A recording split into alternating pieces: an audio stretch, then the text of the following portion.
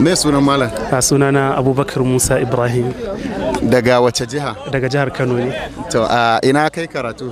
Ina yi karatu a bangaren ilimin hadisi na manzo Allah sallallahu alaihi wasallam, kuma wannan shekarar kamar yadda ka gani muna daga cikin ɗaliban da suka kammala matakin digiri na farko. Masha Allah. Ma'ana ka samu ci gaba kenan da karatu?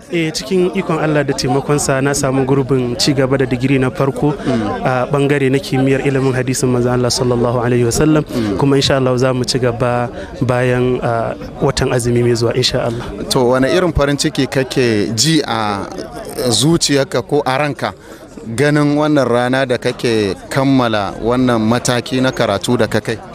Ko shakka babu, mutum ba zai iya furta irin farin cikin da yake cikin ransa ba, musamman ganin irin tarin jama'ar da suke neman su sami irin wannan damar da muka samu na zuwa su yi wannan karatu mai tarin albarka. Za ka ga mutane ne ba san iyakarsu ba. Ina iya tunawa a iya Najeriya inda za ga a shekara an ɗauka da yawa ɗauki mutum 80 ko 70 ana samun mutanen da suke neman jami'a sama da 5,000. Wannan ba karamin ni'ima ba ce. Allah maɗaukakin sarki ya dacar da kai ka samu a karɓe ka zo kai karatu a wannan jami'ar mai albarka. Shi yasa abu na farko zan fara godewa Allah maɗaukakin sarki wanda da taimakonsa ne ya taimaka kuma ya mun baiwa ta in zo in shiga cikin ɗaliban da za su yi karatu a wannan jami'a mai tarin albarka da tarihi.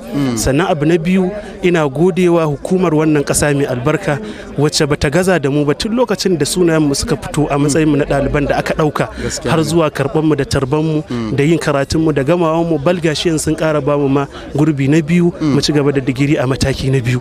Ko shakka babu, wannan abu ne mai farin ciki, abu ne da dole mu godewa Allah kuma mu godewa wannan ƙasa da ta ba mu wannan dama, domin wanda baya godewa mutane ba zai godewa Allah ba. Haka nan ba zan manta da iyayena ba, in gode musu ta bangaren bani duk wani taimako da agaji da nake bukata a matsayina na ɗalibi.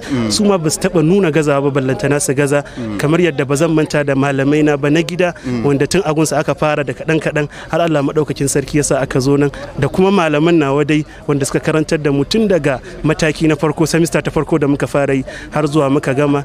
Tabbas wannan abu ne da ba za mu manta da shi ba. Godiya ce da ba za mu iya yin ta ba sai dai a ganta a fuskar mu. Kuma ba zan manta da wasu daga cikin manyan ɗaliban da muka zo muka samu a nan ba. Lokacin da muka zo, wasu na mataki na PhD, wasu na mataki na masters, muna yin karatu a gunsu. Mun zo muna ƙanana, muna zuwa ɗakunan su muna yin karatu. Wani lokacin ma su za su biyo mu ɗakunan mu su koya mana karatu.